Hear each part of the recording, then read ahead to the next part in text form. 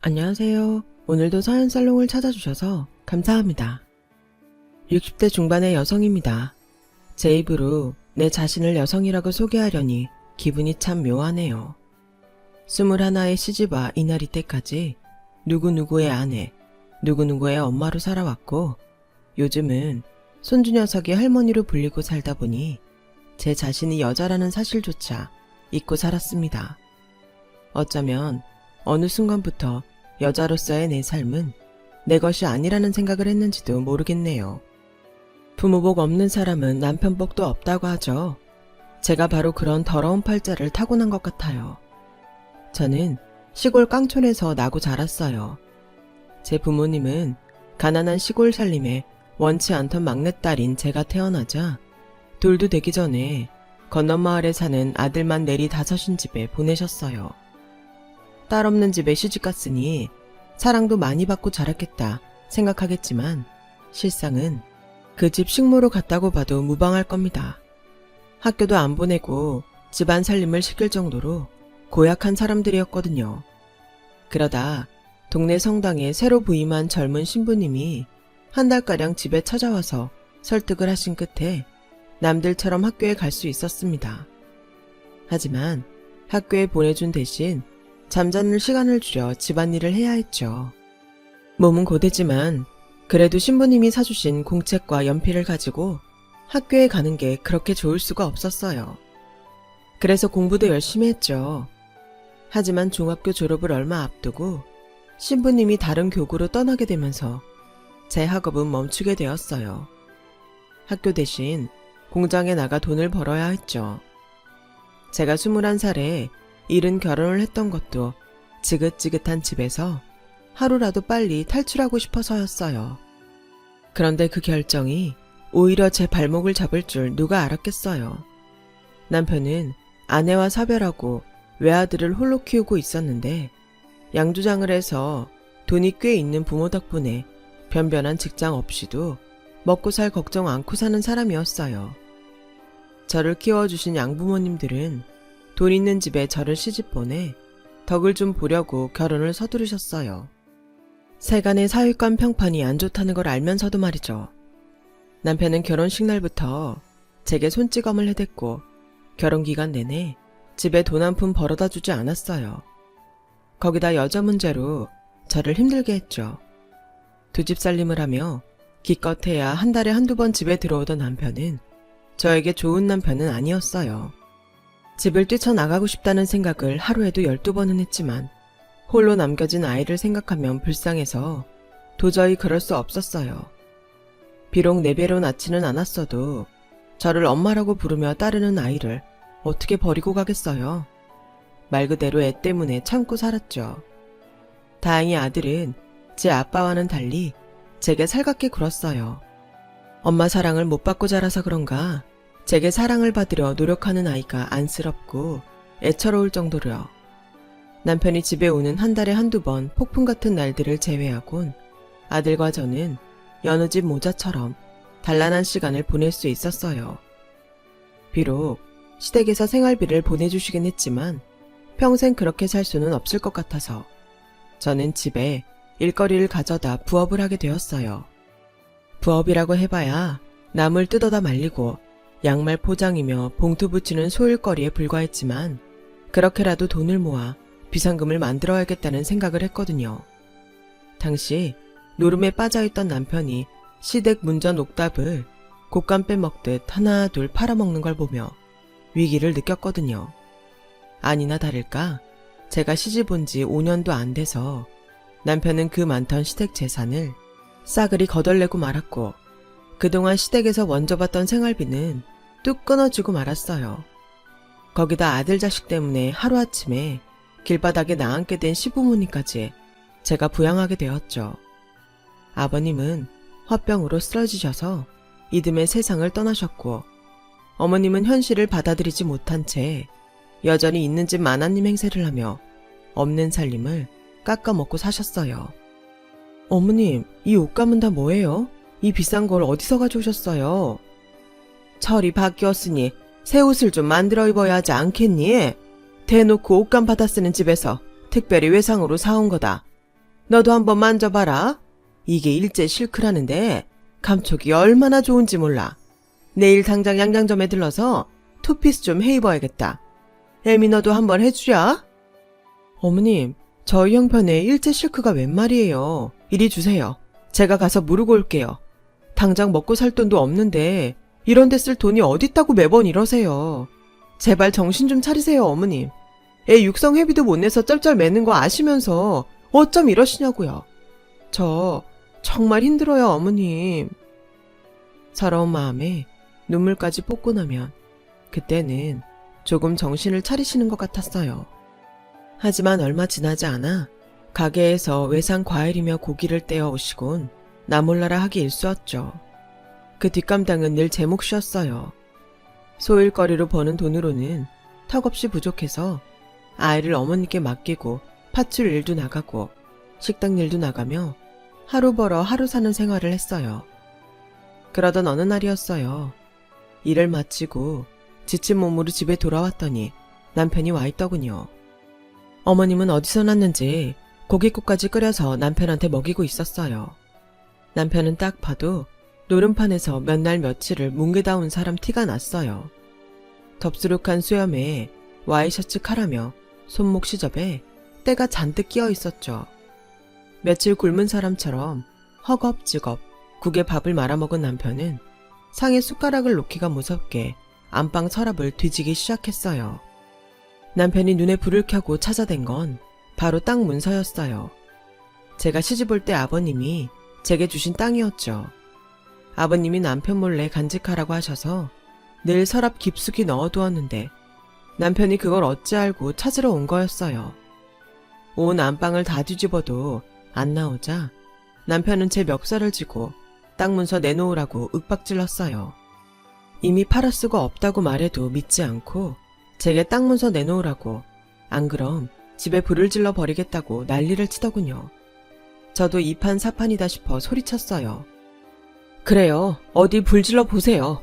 나도 더는 이러고 못 살겠으니 이참에 다 죽어버립시다. 빨리 불 질러요. 지르라고요.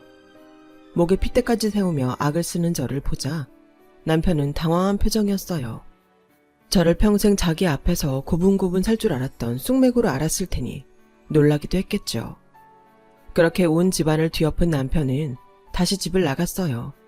그리고는 영영 돌아오지 않았어요. 도박판에서 엄청난 빚을 졌던 남편은 빚쟁이를 피해 도망다니다 한겨울 길바닥에서 객사하고 말았거든요. 남편의 사망 소식에 어머님은 정신줄을 놓으셨고 저는 죄책감에 시달려야 했어요. 사실 그 땅은 저를 키워주신 양부모님이 일찌감치 가져갔거든요. 저를 키워준 값을 시댁에서 받겠다고 하길래 시부모님께 패기치기 싫어서 내줘버렸던 거죠. 이후 다시는 저나 시댁에 찾아오지 않겠다는 약속을 받고 말이에요. 그 사실을 몰랐던 남편은 땅을 팔아 도박 빚을 갚으려 했던 것 같아요. 그런데 남편이 그렇게 죽고 보니 어떻게든 땅 문서를 지키고 있었다면 그이가 그렇게 죽지는 않았을 거란 생각에 괴로웠어요. 하지만 누구한테도 이 얘기를 할 수 없었어요. 어머님도 아들도 저를 원망할 거란 생각에 겁이 났거든요. 그래서 입을 다물기로 했어요. 아들의 죽음으로 정신줄을 놓은 어머님은 한시도 눈을 뗄 수 없을 정도로 상태가 안 좋았어요. 그런 어머님을 두고 밖에 나가 일을 하는 건 도저히 안 되겠더라고요. 그래서 고심 끝에 이럴 바엔 차라리 집에서 장사를 하자 싶었어요. 아들이 오전에 학교에 가서 저녁 밥 시간이 돼서야 돌아오니 그 사이에 집에서 음식을 만들어 팔면 어떨까 생각한 거죠. 그렇다고 얼마나 팔릴지도 모르는데 음식을 양껏 해둘 수도 없어서 그때그때 끓여 팔 수 있는 칼국수와 수제비를 팔기로 했어요. 텃밭에서 배추를 뽑아다가 겉 이파리는 된장을 풀어 배추국을 끓여 먹고 알맹이로는 겉절이를 묻혀서 내었어요. 길가도 아니고 주택가에 연 가게라 손님이 찾아올지도 미지수였죠. 그렇다고 간판이라도 크고 번듯하게 건 것도 아니었으니까요. 그저 나무판에 칼국수 수제비라고 써서 대문 앞에 세워둔 게 다였거든요. 처음엔 여기가 식당 맞냐고 호기심에 찾아온 손님이 대부분이었는데 근처 집 짓는 공사판 인부들이 몇 번 찾아왔다가 입소문을 내줘서 이후로 공사판 인부들이 끊이지 않았어요. 거기다 동네 분들도 소문을 듣고 찾아와 주셔서 다행히 허탕치는 날 없이 장사를 할 수 있었답니다. 지금 생각해도 어설프기 짝이 없는 저희 집을 찾아준 분들한테 고마운 마음뿐이네요. 처음 시작은 혼자 둘 수 없는 어머님 때문이었는데 어머님이 돌아가시고도 장사를 그만둘 수는 없었어요. 아들 녀석 대학도 보내야 했고 이후엔 장가도 보내야 해서 제가 손을 놓을 수가 없었거든요. 그래서 일하는 사람까지 써가며 억척떨며 장사를 했어요. 그 덕에 남의 손 안 빌리고 서울에 집도 한 칸 마련해서 아들 자식 장가도 보냈으니 성공한 셈이었죠. 아들 장가만 보내면 그때부턴 일 좀 줄이고 살 수 있겠다 했는데 어찌된 일인지 돈 나갈 구멍은 더 커졌지 뭐예요. 며느리가 임신했다길래 며느리한테 전화 걸어 아가 뭐 갖고 싶은 거 있냐? 뭐든 하나 해줄 테니 말해보렴. 이랬더니 마치 기다렸다는 듯이 바로 어머님 저 태교 여행 보내주세요. 이러지 않겠어요? 저는 태교 여행이 뭔지 몰랐던지라 태교 여행은 어디로 가는 거냐고 물었더니 이러지 뭡니까? 어머님이 형편이 되시면 괌으로 보내주시면 좋고요. 정 안 되겠다시면 싼 맛에 제주도라도 가야죠 뭐. 다 어머님 손주를 위한 건데 어머님이 돈 아끼시겠다고 아무데나 보내시지는 않을 거라고 믿어요. 어머님 저 어디로 보내주실 거예요? 지금껏 제주도는커녕 부산 해운대도 한 번 못 가본 제게 며느리는 아직 태어나지도 않은 손주를 앞세워 여행을 보내달라고 하더군요. 전화를 끊고 제 가게에서 일하는 젊은 애엄마한테 태교 여행이 뭐냐고 물었더니 자기도 그런 건 안 가봐서 잘 모르겠지만 젊은 엄마들 사이에 임신 중에 태교한다는 핑계로 여행을 가는 사람이 더러 있다고 하더군요. 여행이란 게 어디로 얼마나 갔느냐에 따라 비용이 다르지 않겠어요? 며느님은 얼마나 가 있을 거래요? 짜게 간다고 해도 수백만 원은 좋게 들걸요? 제주도로 간다고 해도 돈이 적게 들지는 않을 것 같은데 아주머니가 그 돈 다 대주시게요? 젊은 엄마 말 맞다나 여행사에 전화해 알아보니 태교 여행에 수백만 원에서 수천만 원대까지 든다고 하더라고요. 자동차 한 대 값을 주고 여행을 간다니 저로서는 이해가 안 가는 일이었지만 며느리도 그렇고 아들놈도 대놓고 바라는 눈치라 안 해줄 수가 없었어요. 거기다 아들놈은 한술 더 떠서 지도 회사에 휴가를 내고 따라가겠다고 하는 통에 비용은 곱절로 들어서 총 1,000만 원이나 보내주게 되었어요. 지 새끼 잘 되라고 여행 간다는데 좋게 보내주자 싶어서 더는 말 않고 돈을 보내주었더니 다녀와서는 선물도 하나 안 사오더라고요. 엄마 미안. 이 사람이 입덧이 심해서 쇼핑을 나갈 수가 있어야지. 사람들 많은 데는 냄새나서 못 간대서 리조트에서만 있다 왔거든.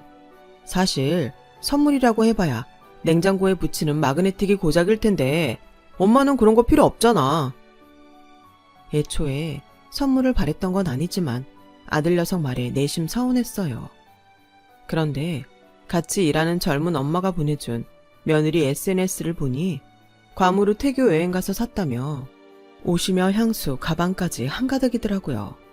거기다 지 친정 엄마 선물까지 잔뜩 사온 걸 보니 기분이 안 좋더라고요. 내 돈으로 지들 실속만 차린 게 못내 얄밉고 야속해서요.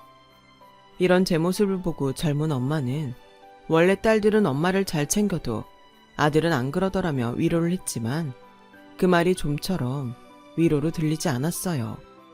이게 다 아들과 내가 피 한 방울 안 섞인 남이라서 그런 게 아닐까 하는 생각만 들 뿐이었죠.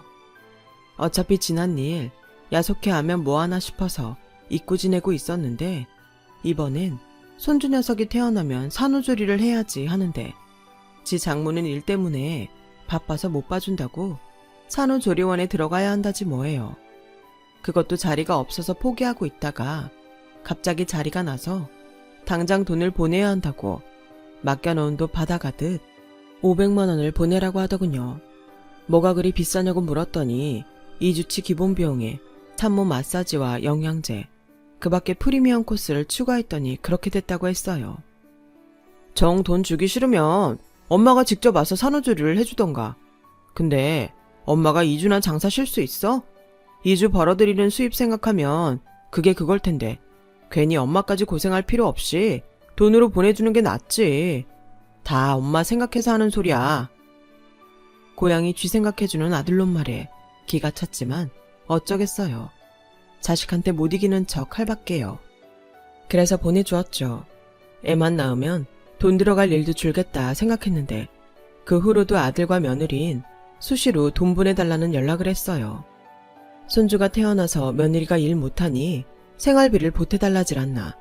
손주 녀석 영어 유치원에 보낸다고 유치원비를 보내달라질 않나. 하다 나중엔 영어 캠프까지 보내달라며 늙은 애미 등골이 휘어지게 뽑아가더군요. 이러다가는 끝도 없겠다 싶었어요.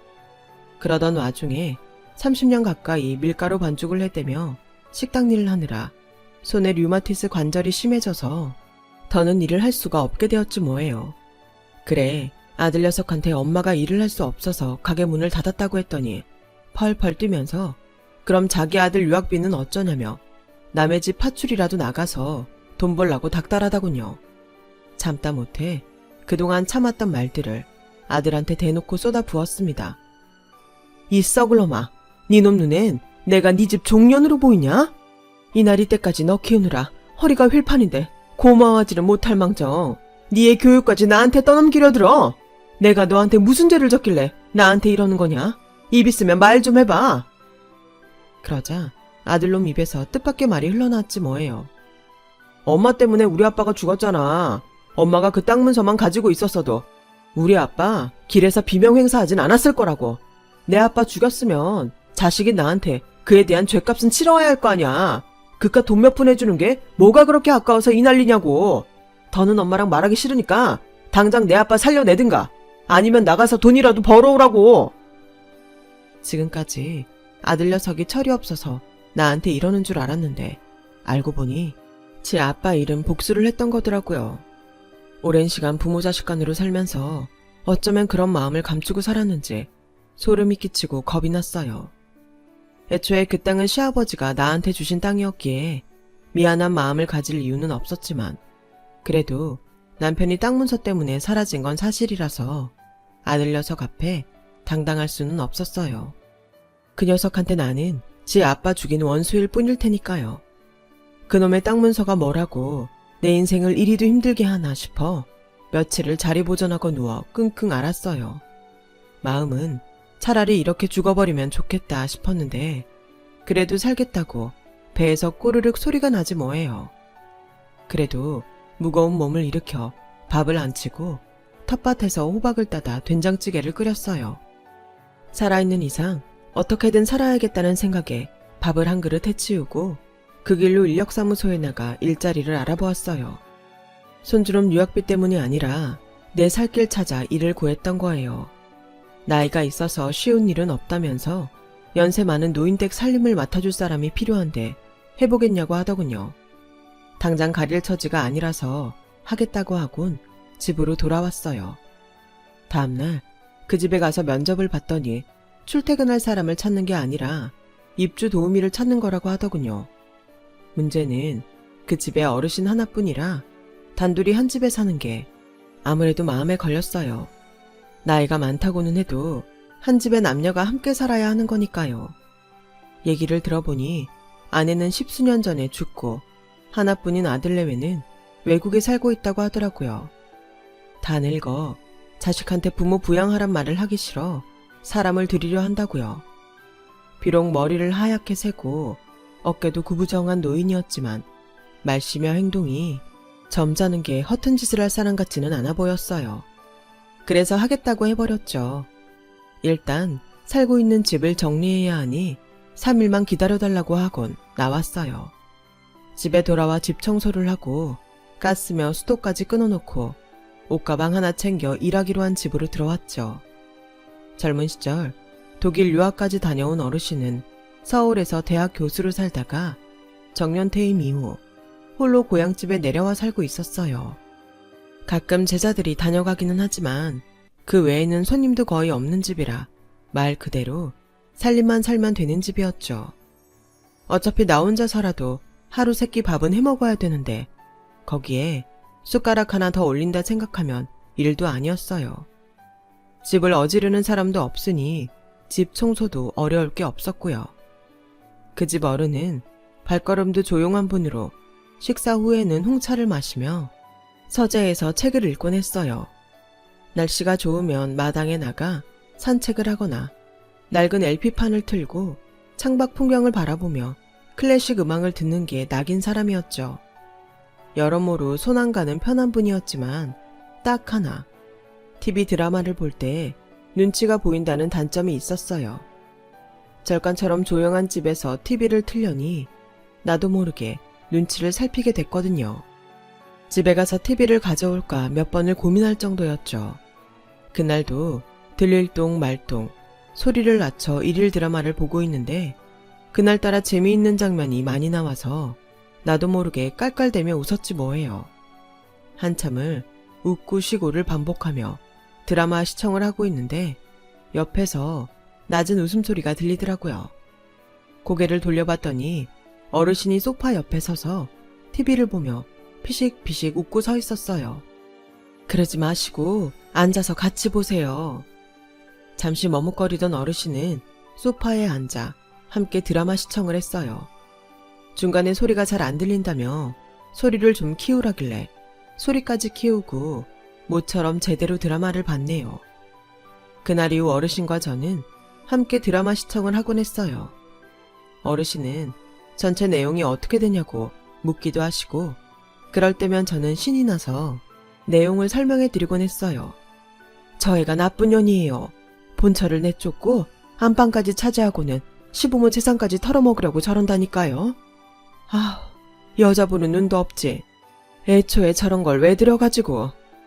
제가 드라마 내용을 설명할 때마다 어르신은 흐뭇하게 웃으셨어요. 오 여사님이 드라마 박사십니다. 안 본 내용도 기가 막히게 맞추시니 박사가 아니고 뭐겠어요. 박사는 아니고 보다 보니까 내용을 술술 만들어내겠더라고요. 드라마들이 하나같이 비슷하니까요.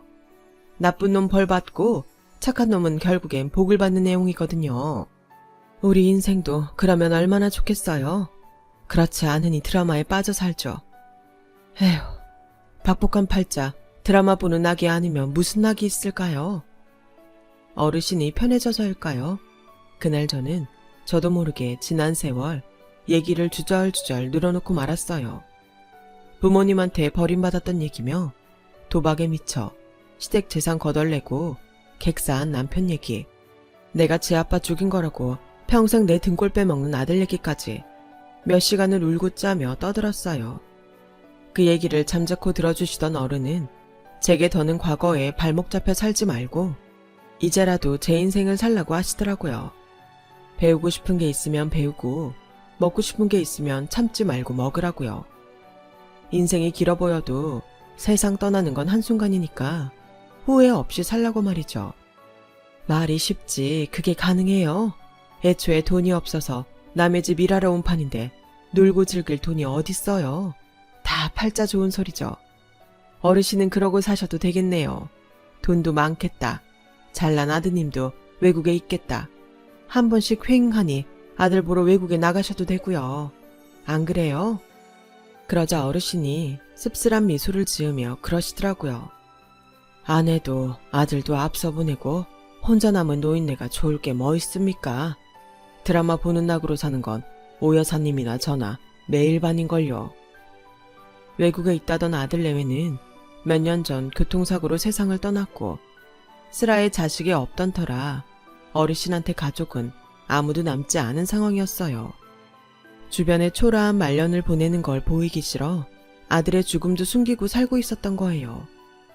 그 얘기를 듣고 나니 그동안 부럽기만 했던 어르신이 애처롭게 보였어요. 이렇게 된 거 불쌍한 노인네끼리 재밌게 살아봐야겠다 생각이 들었죠. 그래서 어르신한테 트로트도 가르쳐드리고 재미삼아 민화투도 함께 치면서 사는 낙을 늘려갔어요. 그러던 어느 날이었어요. 초인종 벨소리가 요란하게 울리길래 대문 밖에 나갔더니 글쎄 아들놈이 문 앞에 서 있지 뭐예요. 어떻게 알고 찾아왔는지 잔뜩 화가 난 아들은 다짜고짜 저를 밀치곤 안으로 들어와선 고래고래 소리를 지르며 난리를 치더라고요. 손주 유학비 좀 보태라고 했더니 여기서 딴 살림 차려 살고 있었어? 남자랑 살림 차려 사느라 연락도 끊고 있었냐고. 아무리 피 한 방울 안 섞였어도 명색이 내가 아들인데 나한테까지 비밀로 한 이유가 뭐야? 왜? 내가 알면 이 노인네 돈이라도 뜯을까봐 그런 거야? 아님 이 집 자식들이 전 남편 아들은 연 끊고 오라고 그랬어? 말해봐. 말 못하는 거 보니 그런가 보네.